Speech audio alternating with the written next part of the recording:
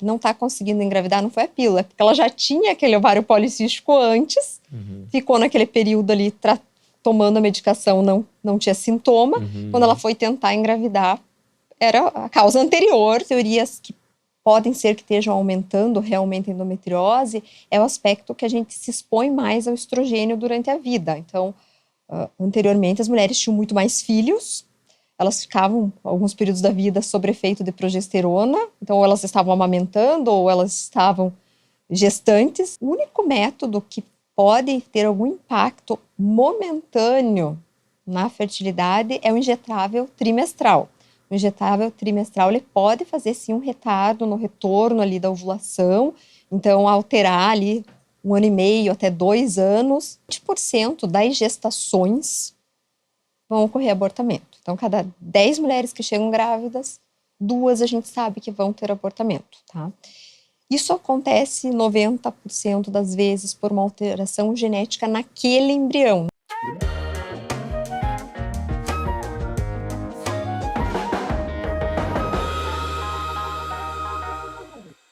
Está começando mais um Medicina em Evidência, podcast de entrevistas médicas com especialistas que têm como princípio a prática baseada em evidência. O tema de hoje, do episódio de hoje, vamos falar sobre um tema muito comum, muito corriqueiro no dia a dia das pessoas, a infertilidade. Infertilidade é um tema que aflige bastante os casais, principalmente a gente vivendo hoje um tempo em que os casais postergam mais o período de gestação, e é um tema que tem ficado mais em alta. Além da infertilidade, aborto de repetição, vamos tocar nesse assunto também, até porque, segundo dados aí da OMS, a infertilidade no mundo atinge cerca de 186 milhões de pessoas, totalizando aí 15% dos indivíduos. E no Brasil, estima-se que até 8 milhões de pessoas possam ter problema de fertilidade. É um tema de bastante interesse e para essa conversa eu trouxe uma colega, a doutora Joane Ellen Lopes. Ela é ginecologista, obstetra, trabalha na unidade da mulher aqui na Prefeitura de Campo Largo e também é membro do Comitê de Mortalidade Infantil, Materno-Infantil, aqui também da cidade. Joane, que prazer estar aqui para a gente conversar sobre um tema que eu sei que é da tua vivência como obstetra e que pode ajudar, né? Trazer informação. A gente sabe que quando o casal, enfim, a mulher em especial, mas o homem também, né? O casal, quando tem esse problema, quando sofre esse problema, tem muito... É algo que realmente impacta muito, né? Seja na própria saúde emocional do casal. E a gente tem visto cada vez mais. E tem muito recurso, né? Seja diagnóstico, seja terapêutico, seja de orientação. Então, acho que vai ser uma conversa muito legal e um prazer aí aceitar o convite, aceitar esse desafio aí, né? A gente está com o nosso podcast aí novo, mas já está tendo bastante sucesso e eu tenho mais a que agradecer aí quem topa o desafio, porque é apostar junto com a gente aí em trazer informação aí de qualidade aí para a nossa população. Muito obrigado. Imagina, eu que tenho que agradecer a você o convite, te parabenizar pela iniciativa, porque eu acho que essa ideia do podcast com a informação é muito importante, porque a gente vê hoje é muita procura de informação de má qualidade. Então, a gente poder trazer informação realmente com evidência científica, isso é engrandecedor para todas as pessoas, como uma sociedade aí. Muito legal. E, assim, eu acho que começar pelo conceito, né? A gente sabe que a gente tem que separar aquilo que realmente é infertilidade daquilo que é só uma dificuldade de engravidar. Sim. Né? Então, como é que a gente conceitua a infertilidade? O que seria, assim, né, considerado um casal infértil? Então, infertilidade é a não concepção, ou seja, não ter conseguido engravidar no prazo de 1 ano, tendo relações sexuais frequentes, obviamente, sem método anticoncepcional, seja ele camisinha, coito interrompido, métodos hormonais, então sem nenhum método, durante 1 ano. A partir daí, a gente vai considerar que tem uma infertilidade. Por que esse tempo? Porque a gente considera que a cada mês a chance de gestação é entre 15% e 25%. Então, se a gente for somar, durante um ano, 85% dos casais vão ter engravidado. Então, se não engravidou em um ano, aí merece a gente começar a fazer um processo de investigação. Uhum. E isso é legal, né? Porque às vezes a gente vê, lógico, o casal, hoje em dia, no mundo ainda que a gente vive, do imediatismo, o casal, quando decide engravidar, ele quer estar grávido praticamente, né? Exatamente. Então... E aí, não engravidou 1 mês, 2 meses, 3 meses, já acredita que é infértil. Que não vai conseguir engravidar. Isso. Então, é importante a gente trazer esse tema, que é esse 1 ano. A gente considera essa infertilidade a partir de 1 ano, mas se a mulher tiver mais do que 35 anos, a partir de 6 meses a gente já indica começar a investigação. Então, a gente antecipa um pouquinho baseado na idade da mulher. Puxando aí esse tema que você trouxe, que hoje a gente tem, né, uma quantidade muito grande de casais que às vezes precisam fazer essa avaliação de infertilidade. Então, a gente tem essa ideia que mais ou menos 1 a cada 6 indivíduos em algum momento da sua vida vão ter um processo de infertilidade. Inclusive, eu passei por isso na minha primeira gestação. Eu tive dificuldades para engravidar, eu precisei fazer um tratamento de reprodução assistida, precisei fazer uma fertilização. Então, não é algo que seja tão longe da gente. Então, é algo que realmente pode acontecer e que hoje tem muitos recursos, muitos tratamentos disponíveis que podem fazer esse auxílio. Legal, eu acho que trazer isso, né, para o comum mesmo, Sim. Entender que isso é frequente, né, e que mesmo existindo tem recurso. Eu acho que esse é um primeiro ponto aí que a gente deve levar em consideração. Mas a gente sabe que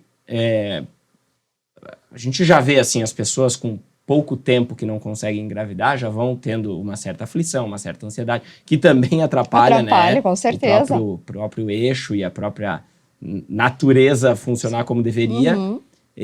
Mas assim, dentro de um casal, tu trouxe ali com 6 meses, uma pessoa com uma certa idade a mais já vai ter uma indicação.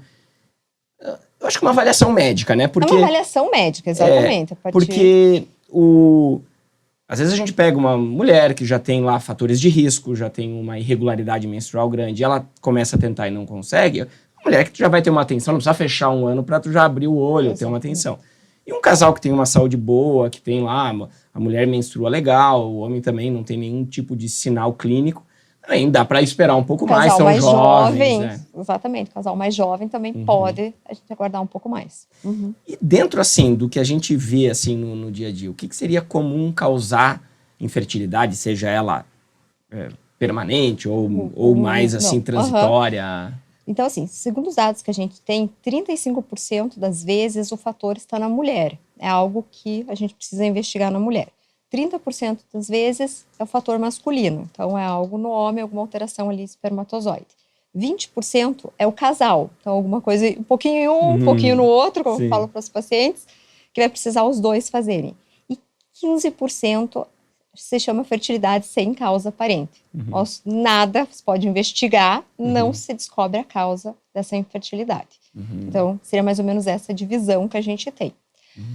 No fator masculino, então, para a gente começar, é alguma alteração de espermatozoide. Seja ele alguma alteração ali mecânica, que está com alguma dificuldade para sair esse espermatozoide, então alguma cirurgia prévia que o homem possa ter tido. Pode ser alguma alteração na quantidade ou na qualidade do espermatozoide. Então, aí entra muito aquele fator. A gente precisa ter uma anamnese, uma boa conversa com o casal. Então, saber do histórico da pessoa. Então, já teve uma torção testicular, já teve algum trauma testicular, se já teve doenças infecciosas, por exemplo, a cachumba, se tem varicocele. Então, vai fazer toda essa investigação. Álcool, tabagismo, drogas, uso de anabolizante, que hoje é tão comum por causa da academia. Todos isso são fatores que podem alterar a qualidade do esperma masculino. Não necessariamente vai tornar infértil, mas naquele momento pode fazer uma redução da fertilidade. Pensando daí na mulher. Na mulher a gente vai ter como causas. 35% das vezes, quando é a mulher a causa, é fator tubário. Então, a tuba uterina, que é quem liga o útero ao ovário, vai ter alguma obstrução. Tendo essa obstrução, o óvulo não chega dentro do útero e essa é a dificuldade. 35% das vezes vai ser a ovulação. Essa mulher não está tendo uma ovulação correta. Seja ela ali porque ela não ovula, seja ela porque ela entrou numa falência ovariana precoce, algo está dificultando. 20% das vezes é endometriose a causa na mulher. 9% das vezes a causa é múltipla. São pequenas coisinhas que estão influenciando e 1% das causas é o útero que está com algum problema ali. Então é menos o útero, assim. Menos o útero em si. É mais o trajeto. O trajeto. A produção e o trajeto. E no homem, como tu trouxe, né? Olhar esse histórico. Eu, como endócrino também, acabo pegando o caso, assim, de infertilidade masculina. A gente vê, por exemplo, a criptorquidia, que é aquela... Né, o menino nasce e não tem a descida do testículo. Então, isso traz aí um grau de infertilidade, às vezes permanente. Algumas síndromes genéticas, como Klinefelter, síndrome de Kalman.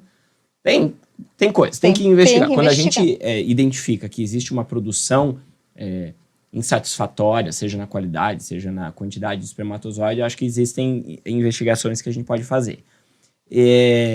Existem questões de trajeto, então, aquilo que tu falou, dá para se investigar. O uso de anabolizante hoje a gente vê realmente como uma causa de atrofia testicular, do impacto grande, né? E disseminou mesmo, então, pelo uso aí, pelas academias. Não é o único risco do uso de anabolizante, mas esse é um risco real. E a gente vê cada vez mais cedo, né, o pessoal usar, então é um dado. Mas aí, na mulher, a gente tem outras também questões, né? Síndrome de ovário policístico, que, se não tratada ou se bem descompensada, gera um grau de infertilidade. O que na obstetrícia ali, na gineco-obstetrícia, chegou a paciente com essa queixa? E existe lá uma certa dificuldade? Tu já percebeu que aquilo ali não é só ansiedade, mas que...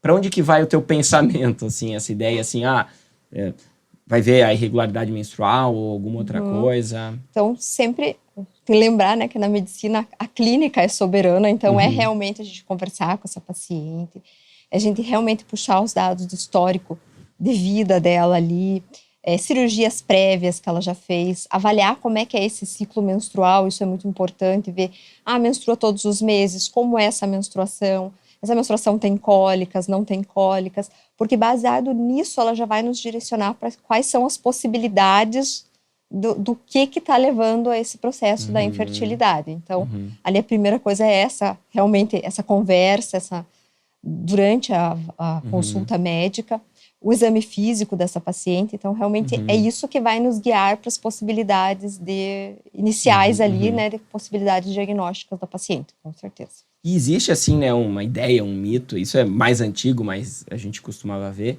que quando existia lá um casal infértil, normalmente a culpa ficava mais para a mulher. Até a sociedade mesmo, a família já meio que pensava na mulher e o foco era todo na mulher. E a gente vê hoje que isso, que nem tu trouxe, né? Quase dividido, né? Quase meio a meio essa questão. Mas, infelizmente, ainda existe bastante. Então, é muito comum quando a gente vai fazer uma avaliação com a paciente, que a gente pede, vamos conversar com o teu marido, que não, o problema ele já é meu, ela já puxa para ela, porque realmente tem essa... E quando a gente vê os dados, é quase meio a meio. Exatamente. E no homem... É até mais simples de investigar, porque faz lá um espermograma, exatamente. Já tem um exame que vai, assim, nortear bastante, assim, ele já vai dar bastante informação suficiente para saber se ali tem ou não tem que ir mais a fundo, né? Enquanto na mulher, não. A mulher, eu acho que a ideia da anamnese, de tentar direcionar para onde que o problema está. Tu trouxe a endometriose, né, como uma causa, 20% das causas na mulher tá a endometriose. É um problema que tem também ficado mais em voga, né? Mais evidente. E queria até que tu me trouxesse por quê, né? Que tem tido mais essa mídia até em cima da endometriose e se é porque está aumentando mesmo. E como que seria essa infertilidade na endometriose? Então, assim, a endometriose sempre existiu, mas eu acho que a gente tinha uma dificuldade diagnóstica muito grande com a endometriose, e hoje a gente consegue fazer esse diagnóstico de uma maneira mais precoce. Existem meios melhores, então, anos atrás, o diagnóstico era fechado com videolaparoscopia, que é uma cirurgia. Hoje não se chega mais a esse ponto. Hoje a gente consegue fazer esse diagnóstico muito mais cedo. Hoje também o médico acho que está muito mais habilitado a desconfiar da endometriose quando a paciente vem com a queixa. Então, acho que é um aumento de diagnóstico a gente teve, sim, a partir do momento que a gente conseguiu olhar melhor essa paciente.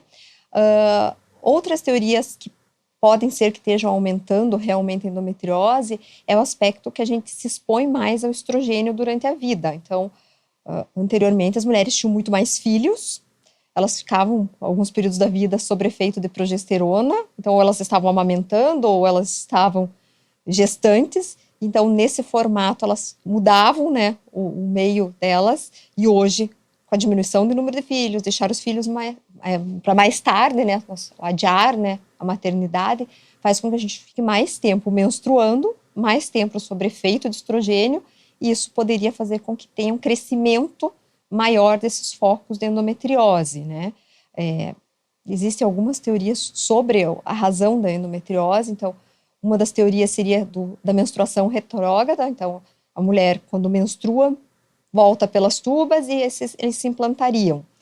Hoje já tem uma segunda teoria na qual a gente já nasce com esses focos de endometriose, que na verdade seriam não regressão completa dos ductos para mesonéfricos. Então, ficariam esses focos embriologicamente, quem tem endometriose nasceria com endometriose, e daí por ação, enfim, do estrogênio ao longo da vida faria com que isso crescesse. Então, provavelmente essa segunda teoria hoje está sendo mais aceita, e dentro dessa teoria, então, realmente é a exposição ao estrogênio que talvez faça com que a gente aumente. Mas a gente sabe que tem um aumento também porque hoje a gente procura mais. Perfeito. Tá? Endometriose. Como é que ela faz esse impacto ali na fertilidade? Pode fazer, porque como ela vai crescendo, então a endometriose, o que vai acontecer? É endométrio, que seria a camada interna do útero, que em vez de estar dentro do útero, ela está dentro da cavidade uterina. Então, se a mulher está menstruando, ela está menstruando dentro da cavidade abdominal. Menstruou dentro da cavidade abdominal, isso vai criando fibroses, gerando dor, criando fibroses, aderências, e poderia fazer aderência nas tubas, aderência nos ovários, e isso faria uma dificuldade ali mecânica mesmo para a gestação. Mas a gente tem mulheres que não têm essas aderências verificadas, têm endometriose e não engravidam. Então surge aí que é uma questão inflamatória mesmo. A endometriose ela vai causando também um processo de inflamação. Então tem sangue no lugar que não deveria ter, o organismo começa a criar um processo de inflamação para tentar combater isso. Isso cria um meio na cavidade ali, cavidade pélvica nossa, no útero em si, toda essa região inflamado. E isso dificulta também o processo de conseguir engravidar. E tratar a endometriose auxiliaria esse processo.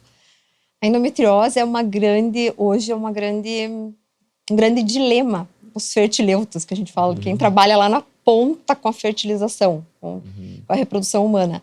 Porque a grande questão é fazer uma reprodução assistida nessa paciente ou operar a endometriose primeiro. Então, cada caso tem que ser muito bem individualizado e avaliado caso a caso qual que vai ser a melhor opção para o casal. Mas hoje a gente ainda não tem uma resposta qual é o melhor tratamento para a fertilidade na paciente com endometriose.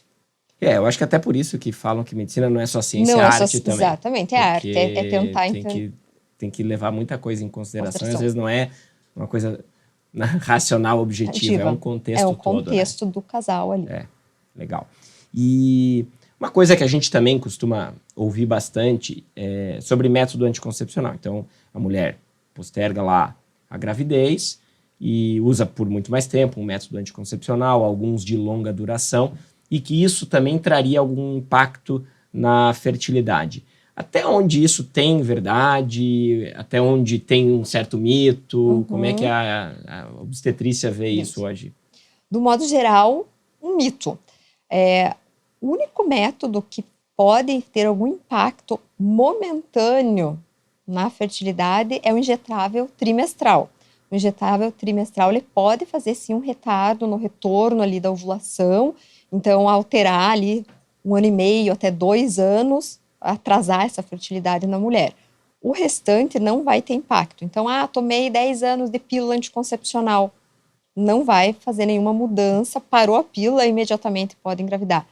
Métodos de longa duração, seja ele o implante, seja ele um DIU, também. Tirou, imediatamente eu sempre falo para o paciente, mês seguinte você pode estar engravidando, então não tem esse impacto de um atraso na fertilidade. Eu acho que o atraso, muitas vezes, é aquilo que a gente está falando, que a gravidez não acontece instantaneamente. Ela já iria acontecer, talvez, antes, né? Ou o adiar demais, né? Daí seria já um fator idade nessa paciente. Então, às vezes, a gente vê paciente que ali começou a tomar pílula muito jovem, às vezes até por um quadro de um ovário policístico, então a paciente não menstruava certinho, tinha pele oleosa, iniciou com uma pílula anticoncepcional para melhorar tudo isso. Tomou 5 anos, parou para engravidar, não está conseguindo engravidar, não foi a pílula, é porque ela já tinha aquele ovário policístico antes, ficou naquele período ali tomando a medicação, não tinha sintoma. Quando ela foi tentar engravidar, era a causa anterior que está aparecendo agora.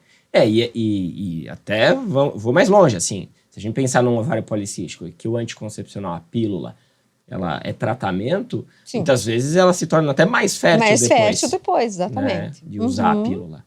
Então, legal trazer isso, né, porque existe muito mito nisso, realmente. A gente ouve. Os métodos de longa duração acabam sendo um pouco mais polêmicos nesse lado, e aí legal essa do injetável. Acho que isso é uma mensagem legal. O implante não seria, então, pouco também? Não faria também. Seria tem o prazo dele lá. O implante, 3 anos que ele tem a duração dele, mas quero tirar com 1 ano. Eu tirei com 1 ano imediatamente e retorno à fertilidade. Legal. Mesmo ciclo ali.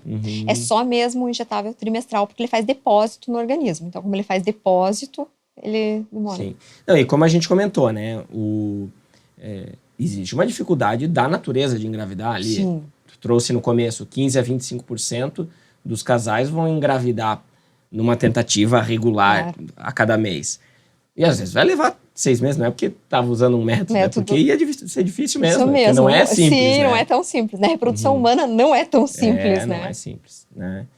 E, bom, a gente falou aí de algumas causas, e a gente tem também um lado que eu vejo, que é o da causa emocional, do estresse, da ansiedade, e aí a pessoa quer engravidar, ela não engravida, e ela começa a gerar um estado, né, psicoemocional que também atrapalha, né? Com certeza. A gente não tem um dado, digamos, numérico sobre isso, mas a gente sabe que quando a gente está nervoso, a gente está liberando ali adrenalina, cortisol. Eu sempre falo para o paciente, imagina um bichinho. Se um bichinho está com medo, aquela reação é a mesma coisa. Se a gente está ansioso, está nervoso, é a mesma coisa que um animal que está ali no nível de estresse, um bichinho com medo. Um bichinho com medo, o organismo não vai reproduzir. É por uma questão de sobrevivência. Então, se a gente está nervosa, está ansiosa com o fato, nosso organismo não está propício para reproduzir. Então, é mais ou menos isso. E é comum também a gente, às vezes, ver paciente que está nesse tensão, e de repente fala assim, resolvi parar. Quando fala aquilo, resolvi parar, engravida, porque exatamente era aquele nível de tensão que estava travando. Ou vão à consulta, a gente conversa, explica, e daí a paciente fala assim, vamos fazer algum exame. Pode fazer qualquer exame, ou fez o exame de rotina, ela volta grávida no mês seguinte, porque ela baixou já o nível dela de estresse, também engravidou. É interessante, né? Porque isso a gente vê também muito, né, a ansiedade sendo um catalisador disso tudo, o estresse. E às vezes a pessoa já vive num estresse nem por isso, né? Por outros motivos, porque a vida é estressante. E aí a gente tem esse impacto no eixo. Outros tipos de estresse, né? Por exemplo, esse excesso de treinos, né? Períodos em que a pessoa emagrece muito. Eu vejo muito num paciente pós-bariátrico. Não que não possa engravidar, até porque às vezes a obesidade atrapalha a gravidez. Exatamente. Mas tem um período ali que a pessoa, até a libido baixa, é aquilo que tu trouxe, assim, o corpo ele não está num momento propício para engravidar, ele vai tentar limitar isso aí, ele vai tentar evitar. A natureza nesse ponto é sábia. Além disso, tu trouxe um dado também, menopausa precoce, falência ovariana precoce. É uma coisa comum. Acontece. Tem causas genéticas, tem causas familiares, e às vezes está coincidindo muito com a ideia, às vezes o tempo que a mulher está deixando para engravidar com 35, 40 anos, e tem mulher entrando já com um grau de falência ovariana, né? Então, hoje existe também isso Sim, então a falência ovariana era o que a gente chamava antigamente de menopausa precoce, que seria a mulher ali acabar a vida reprodutiva dela antes dos 40 anos. Então, a tendência hoje é cada vez mais a mulher, pela questão de estudar, trabalhar, adiar, postergar essa gestação. E à medida que ela posterga, fica ali muito próximo desse período. E quando a gente tem algum caso da falência ali ovariana, que seria antes do tempo, diminuir, digamos assim, acabar, né, as menstruações antes dos 40, a gente vai acabar batendo as duas coisas e tendo essa dificuldade. Então, essa falência, ela pode acontecer por fatores genéticos. Então, às vezes a paciente conta, né, minha mãe, minhas irmãs, então tem essa tendência. Tem os fatores autoimunes, então o paciente às vezes já tem uma tireoidopatia, tem lúpus, tem alguma outra doença que tem imunidade contra o ovário, então também tem essa tendência. A paciente que fuma, o tabagismo também faz com que os nossos ovários ali parem de funcionar antes do tempo, então teria essa tendência sim. Mas a gente, na maioria das vezes, não sabe quem é essa paciente que vai ter essa falência ovariana. E aí que está o grande problema de se postergar apenas a gestação. Quando a gente só pensa assim, vou adiar sem ter esse planejamento, às vezes, infelizmente, acontece isso. E no caso da falência, a gente não vai ter óvulo. Então, esse é o grande problema. Essa paciente pode conseguir uma gestação? Até pode, mas ela não vai conseguir uma gestação geneticamente dela, porque ela não tem um óvulo. Entendi. Até conversando num outro episódio aqui com a Carol, né, e nossa colega, e a gente estava falando de saúde da mulher e em determinados momentos a gente tocou no assunto também da fertilidade, essa questão da idade, e ela trouxe um dado aí de congelamento, que hoje a mulher que não pretende engravidar até, se eu não me engano, 32 anos, já existe uma recomendação. Como é que hoje a sociedade vê, a sociedade, né, de gineco-obstetrícia vê essa parte do próprio congelamento de ovos, da indicação disso, né? Então, assim, para a gente ter uma ideia, a partir dos 30 anos, então 30 anos, a partir dessa idade, a gente vai ter que começar uma redução na nossa fertilidade. Em torno de 11% ao ano começa essa redução. Então, a gente estava falando ali de engravidar por ciclo. Então, só para a gente ter uma ideia, até os 30 anos, a nossa chance é 25% por ciclo. De 31 a 35, 20. Daí isso vai diminuindo. E a partir dos 35, ela fica muito mais acentuada. Então, ali, a gente chega em 5% lá com os 40, então, por ciclo. Então, a gente tem uma redução muito importante. Então, a gente considera, posso congelar um óvulo depois dos 35? Posso, mas a chance desse óvulo estar bem não é tão bom. Então, até 35 seria o ideal, né? Então, até 35 seria o ideal. Essa é uma recomendação. Se a nossa ideia é adiar a primeira gestação para depois dos 35, se possível, fazer esse congelamento é bem importante. Não só pensando no aspecto conseguir a gestação, mas também manter essa gestação. Por quê? E por que de tudo isso? Para a gente começar aí, para as pessoas entenderem. Nós nascemos com os nossos óvulos. Diferente dos homens que produzem o espermatozoide ao longo da vida, não. As mulheres, esses óvulos são formados durante a gestação, então, eu sempre falo para a paciente, quando sua mãe estava grávida de você, formou-se os seus óvulos. Então, eu tenho 41 anos, meus óvulos têm 41 anos. E à medida que a gente envelhece, nossos óvulos envelhecem. Então, esses óvulos envelhecendo, eles vão diminuindo, por isso que a partir dos 30 a gente vai começando a declinar a fertilidade e vai piorando a qualidade deles também, porque eles estão envelhecendo. Então, a gente tem menor quantidade de óvulos com uma qualidade também piora essa qualidade, então a gente tem um risco maior desse óvulo fecundar, não funcionar, ou desse óvulo fecundar e ter um abortamento também. Então, assim, o ideal seria até os 35 anos esse processo. Claro que quando a gente fala com a paciente, o ideal é a gente começar a partir dos 30 a conversar com ela, para ela tentar fazer essa programação e se programar até os 35, né? É interessante, assim, que isso hoje a gente vê mulheres engravidando mais tarde. Claro, de novo, a individualização, tu vai ver aquela paciente que é saudável, que Sim. né, tem uma vida saudável, um peso normal, não tem nenhum problema de saúde, tem um ciclo menstrual regular. É uma paciente que tem uma preocupação um pouco menor, né? Às vezes ela já teve um histórico de uma gestação anterior, que foi tudo bem, né? E tem aquela que já tem fatores de risco, está postergando a gestação, é um paciente que já tem que abrir o olho. Principalmente aquela que não teve nenhuma gestação até ali os 35, né? A gente precisa estar de olho nela. Eu acho que aí entra esse cuidado e a informação mesmo, né? Para trazer para o público que... Sim. Até para saber se faz sentido para o paciente, né? Porque às vezes eu posso falar com uma paciente de 33 anos, olha, existe a possibilidade de congelar tudo, mas para a vida dela não faz sentido um congelamento.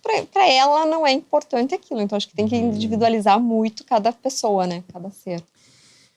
Bom, tu trouxe alguma coisa ali de fator de risco, né? Falou do tabagismo, né? Um fator. A gente comentou por alto da obesidade. Existem outros, assim, que são ali que a pessoa estiver em casa e falar assim, olha, se eu tenho isso ou aquilo, eu tenho que abrir o olho, eu tenho que me cuidar mais? Então, assim, acho que o primeiro fator para a mulher, idade. O segundo, o tabagismo, porque isso também vai afetar. O alcoolismo também vai. Esses dois fatores vão afetar ali o ovário de uma forma direta ali para isso.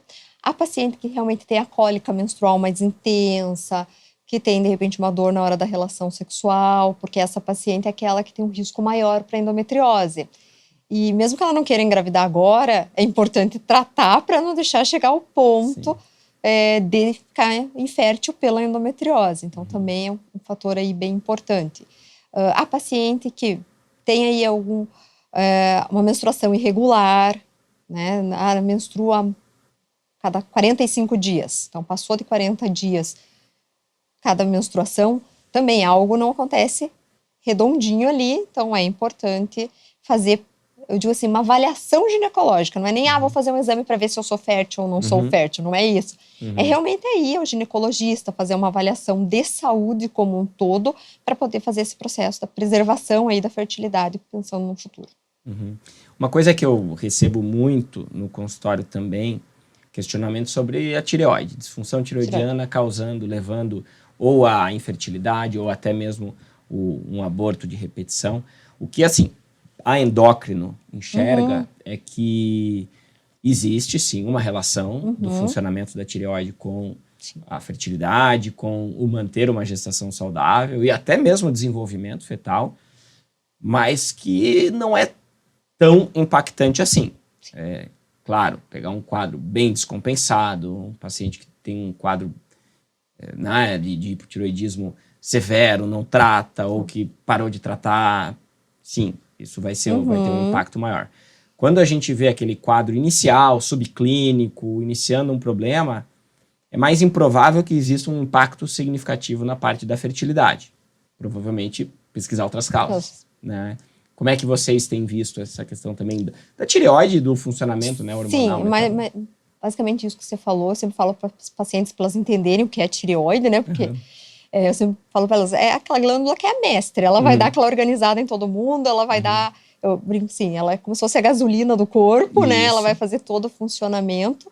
Então, claro, ela é super importante, pensando na obstetrícia, ela é bem importante ela estar funcionando adequadamente para um crescimento fetal, para um desenvolvimento, né, durante a gestação, mas realmente o impacto dela como fator único não é significativo. Então, claro, se a paciente tem alguma alteração de tireoide, tem um histórico de abortamento, essa paciente eu vou tratar porque ela pode estar influenciada, mas ao mesmo tempo eu não vou ficar investigando isso como um fator primordial.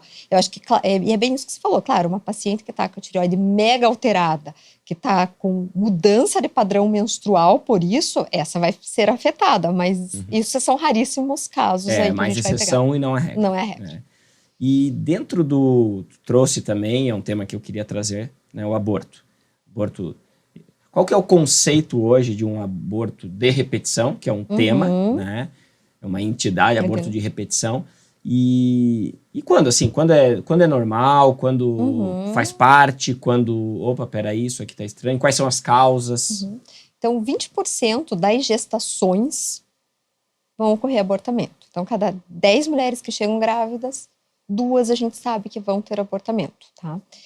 Isso acontece 90% das vezes por uma alteração genética naquele embrião. Na hora que aquele embrião foi se formar, teve algum errozinho ali, e a natureza, mais uma vez, a gente vai falar, é sábia, e vai parar por ali a gestação, e são esses abortos de início de gestação, ali, geralmente até 10 semanas. Então, a natureza para ali. Isso é uma coisa normal, não é algo para se preocupar. A gente considera a perda gestacional recorrente ali, né, o aborto de repetição, quando ele começa a acontecer a partir do segundo subsequente. Então, tive um agora, tive outro, e a gente considera que há necessidade de investigar a partir do terceiro. Então, a terceira gestação, estou perdendo, precisa iniciar ali algum processo de investigação. A grande maioria das vezes, infelizmente, também a gente não vai descobrir uma causa. Mas as causas, assim, que são hoje mais aceitas e que realmente tem uma comprovação é a alteração genética balanceada em um dos pais. Então, um dos componentes do casal tem uma alteração genética neles, só que ela é balanceada, então eu tenho a quantidade de genes totais corretos, mas tá na posição errada. Então, na hora que vai formar, não dá certo. E a outra é as trombofilias adquiridas, então, que é a síndrome antifosfolípide. Tá? Diferente das trombofilias hereditárias. Essas não são causas de abortamento de repetição. Então, apenas essas 2 que a gente consegue aí realmente definir. Claro, é complicado, é um tema difícil, porque a paciente fica ansiosa, nós ficamos ansiosos muitas vezes, os médicos, para tentar dar uma resposta para essa paciente, de tentar ajudá-la. Então, claro, cabe uma investigação do casal ali também como um todo, um histórico das pessoas, uma avaliação, se ela de repente não tem uma alteração no útero que pode estar fazendo, em que momento está acontecendo esse abortamento. Então, a gente também vai fazer toda essa investigação.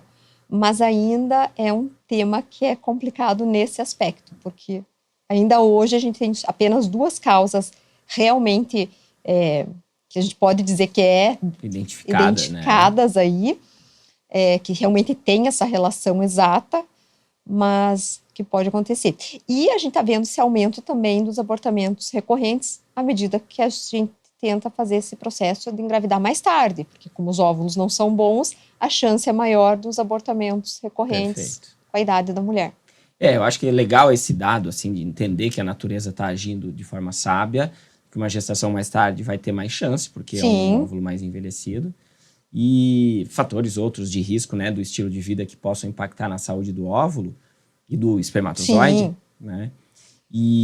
Mas também saber que até 10, 12 semanas eu tive até um segundo, eventualmente aquilo ali faz parte da natureza, não precisa gerar um grau de ansiedade maior, né? Principalmente em quem já teve uma gestação boa, eu acho que isso também tem esse um fator. Exatamente. E entender que um abortamento mais avançado, mais tardio, também tem a questão, às vezes, de uma causa mecânica ali. Daí a gente vai pensar, se a gente pensa acima de 12, daí a gente já tem que pensar ali já nas causas mais mecânicas de útero mesmo, uma incompetência do colo do útero, aí já muda um pouquinho o foco da gente avaliar.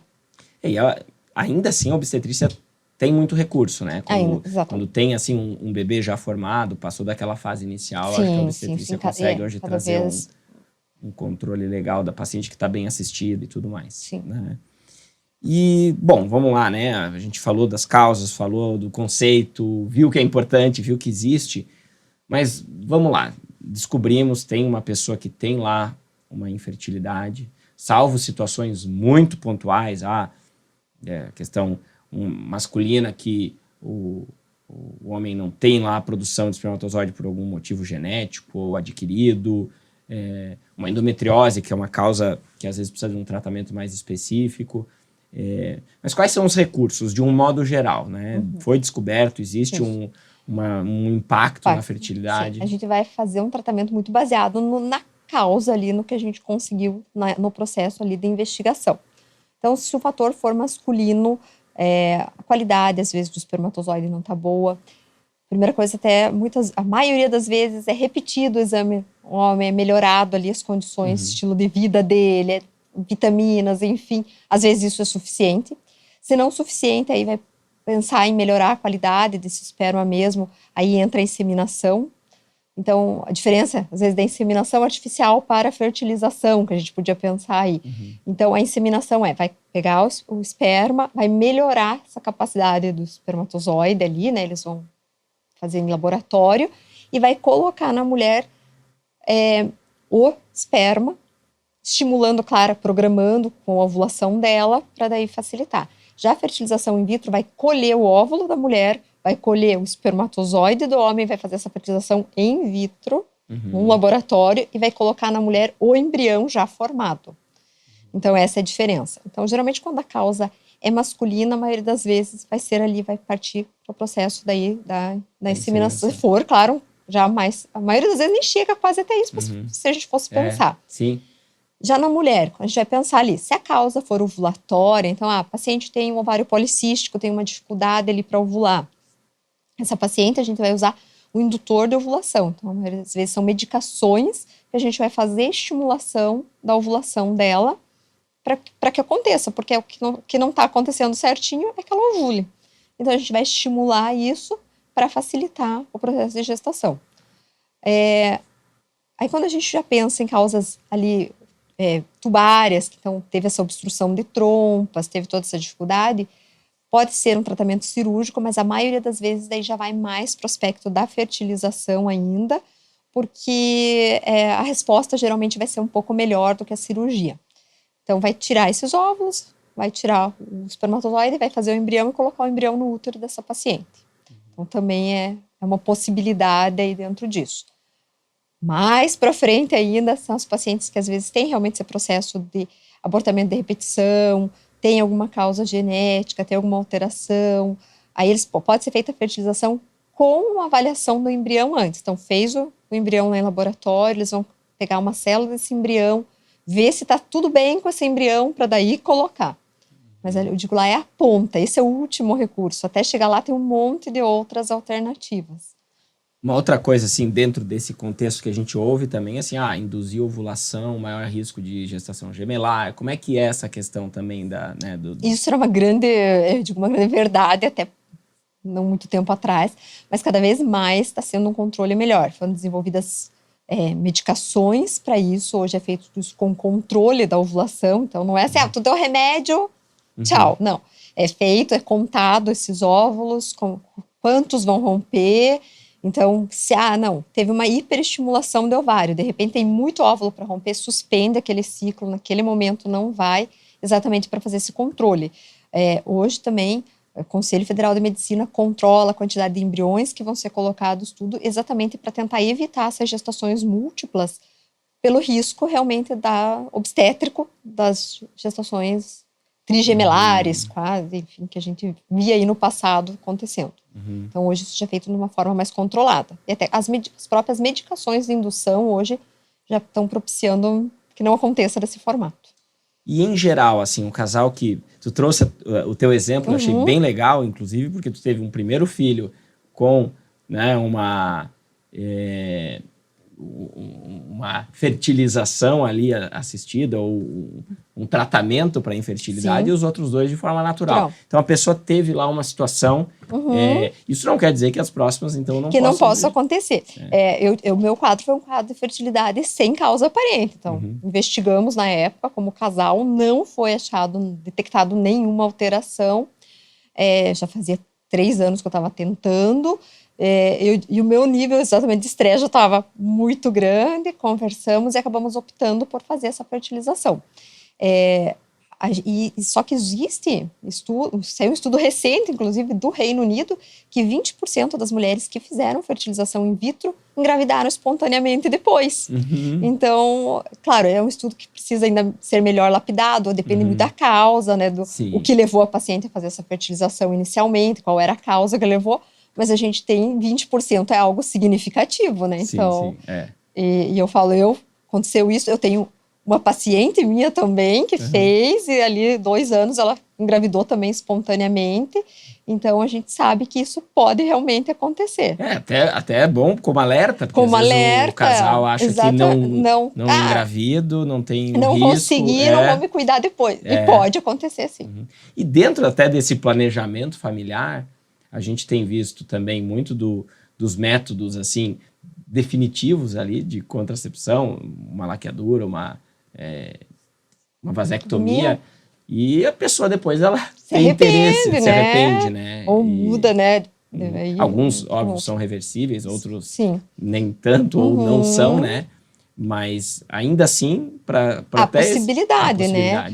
Então, tanto a reversão da vasectomia aí, ou a mulher, existe a possibilidade da reversão da laqueadura, ou uma fertilização nesse caso. Então, às vezes, esse paciente aí...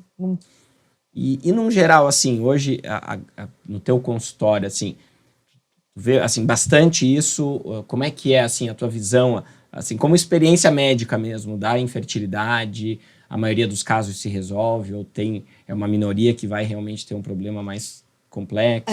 Assim, eu tenho muita paciente que me procura questionando essa questão da fertilidade. A grande maioria não é nada, é mais esse processo de ansiedade, não fechou ainda aquele tempo, que uma conversa, uma consulta é suficiente, ela vai engravidar na sequência sem problema nenhum. Eu acho que a grande maioria. Algumas precisam de tratamento e o não conseguir é muito raro hoje. Então, eu falo assim, hoje não ter recursos de dizer não tem é muito raro.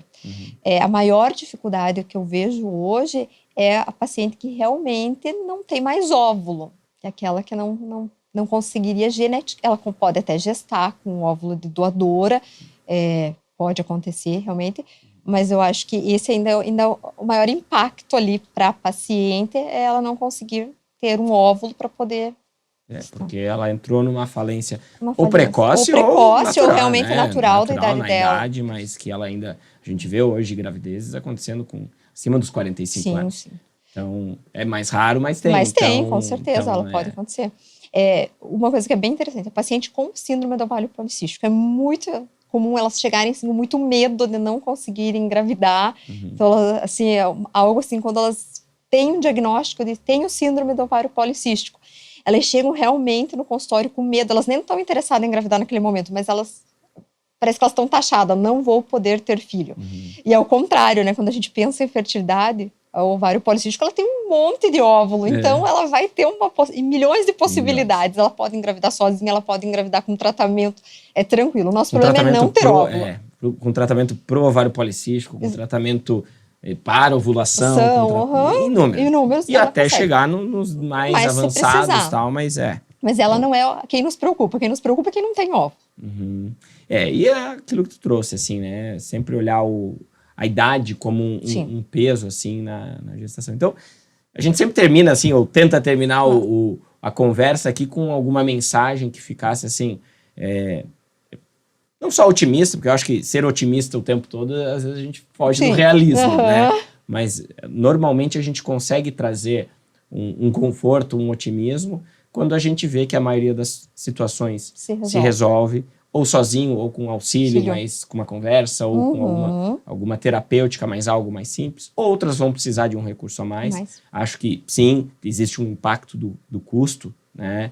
Fazer todos esses procedimentos não é barato, acho que é um limitador, mas ainda assim existem recursos, né? Teria alguma mensagem que tu gosta, assim, de até passar para os pacientes, assim, que fosse algo que trouxesse, assim, uma ciência junto com um papel de conforto do médico, de experiência? Eu acho que a gente, assim, primeira coisa, quando a gente pensa em fertilidade, realmente a questão idade, não vamos esquecer, né, como mulheres, que nós temos ali essa questão nossa ovular, então cuidar com a idade, mas também não se desesperar com a idade. Eu sempre falo para os pacientes que é bem isso, a gente às vezes vê gestação espontânea mais tarde, então não entre em pânico, porque também às vezes a gente vê a paciente que não vai ter dinheiro para fazer um congelamento de óvulos, que ela não tem aquela condição, então pode acontecer naturalmente, pode. Eu, às vezes até conto experiências, né, particulares que a gente fala, né? Eu falo assim, minha experiência, tive um filho, precisei de fertilização, depois tive os outros 2 acima de 35 anos, espontaneamente, com uma facilidade.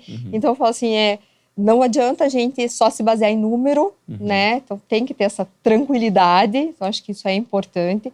Então não esquecer da idade, mas também saber que cada caso é um caso, a sua saúde, do modo geral, vai ter esse impacto. Então não se desesperar nesses casos, porque a maioria tem solução, sim. Eu acho que a ginecologista ali é uma profissional que a mulher já tem muito no seu dia a dia, no seu convívio, então trocar uma ideia, né? A mulher, ela tem uma facilidade maior de ir atrás, talvez até por isso, por muito tempo, ficou mais taxado na responsabilidade, né? Não esquecer também que o homem tem causas. Também tem causas e que precisam, né? Precisam ser investigadas quando entram nesse processo. Ainda mais que, como a gente está falando que o tempo é um fator, hoje as pessoas estão tendo mais tarde, então não dá para, assim, a mulher fazer toda uma investigação, passar anos ali em cima da causa só da mulher e, de repente, a causa estava no homem. Então, tentar fazer isso mais simultâneo eu digo assim, quando a gente começa um processo investigativo, é junto. É junto ali. Tem que ter parceria. Bom, Joane, achei que foi um papo super leve, esclarecedor. Tu trouxe, assim, muito dado da maneira, assim, que eu gosto até de passar mesmo para o público, aquela coisa com experiência, com vivência, bastante parte técnica também, né, para a gente poder trazer aquilo que, à luz da ciência, é o que a gente tem hoje. A gente sabe que a medicina, ela evolui, mas ela não tem resposta para tudo, vai demorar para ter, mas aquilo que a gente tem hoje disponível, eu acho que tu trouxe de uma maneira bem ampla, bem sincera, responsável, né, e legal, queria deixar essa mensagem final aí de otimismo e te agradecer aí pela parceria, né, e pela boa entrevista. Obrigada, também agradeço e gostei, estou aí à disposição, né, quem precisar, aí estamos. Legal. Então é isso, ficamos aqui com mais um episódio do Medicina em Evidência. Curta a gente, siga a gente, as redes sociais, o Instagram, Pod Medicina em Evidência, lá com os cortes, com novos episódios, com novidades. E no canal do YouTube, do Spotify, é o Medicina em Evidência Podcast. Toda quarta-feira, às 20 horas, um episódio novo é lançado. Compartilhe aqui, a gente vai tentar sempre trazer uma informação médica de qualidade, mas que seja acessível a toda a população e que seja de utilidade prática. Um abraço e até a próxima.